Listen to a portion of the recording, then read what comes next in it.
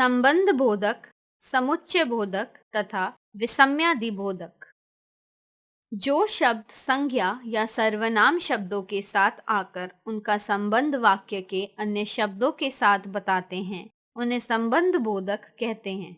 जैसे जूते के अंदर चुईया है, छाते के नीचे पिल्ला है, सुधा के पीछे सीमा खड़ी है, कुंती के साथ पुत्र भी आए हैं, पेड़ के ऊपर बंदर हैं, गर्मी के मारे बुरा हाल है, स्कूल के चारों ओर पेड़ हैं, सांस के निकट बहू बैठी हुई है। इन वाक्यों से प्रयुक्त रंगीन शब्द संबंध बोधक हैं, क्योंकि ये शब्द वाक्य में आए संज्ञा शब्दों का संबंध अन्य शब्दों या संज्ञा शब्दों के साथ प्रकट कर रहे हैं। संबंध बोधक के प्रकार। हिंदी में संबंध बोधक का प्रयोग कई तरह से किया जाता है। साधन सूचक, के द्वारा, के सहारे, के जरिए, के मार्फत आदि। स्थान सूचक, के बाहर, के भीतर, के निकट, के अंदर आदि।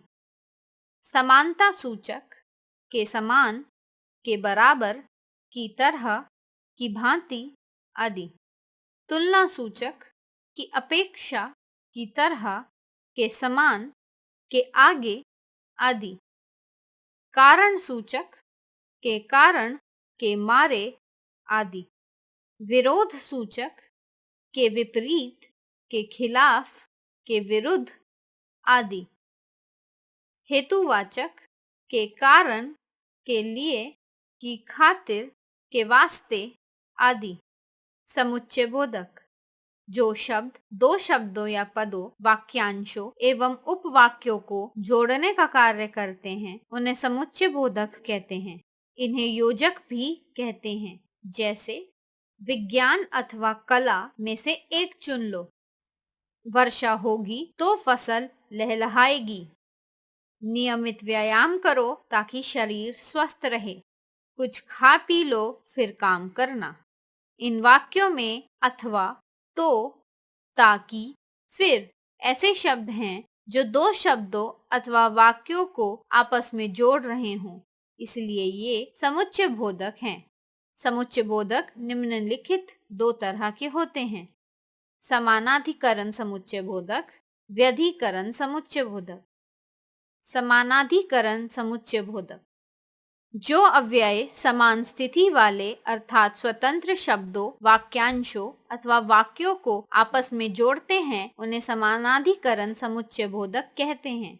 जैसे हमें अपनी सभ्यता और संस्कृति पर गर्व है, आपने खाना खाया या नहीं, उसका कहा मान लो, अन्यथा हानि उठाओगे।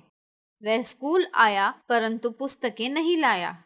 इन वाक्यों में और, या, अन्यथा, परंतु समानाधिकरण समुच्चय बोधक हैं, क्योंकि ये समान स्थिति वाले शब्दों या वाक्यांशों को जोड़ रहे हैं।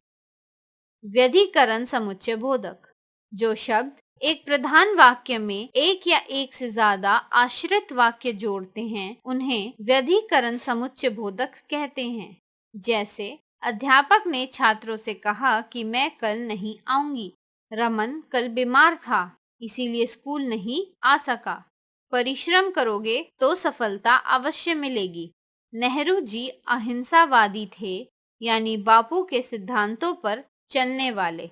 उसका पैर फिसल गया क्योंकि रास्ते में फिसलन थी।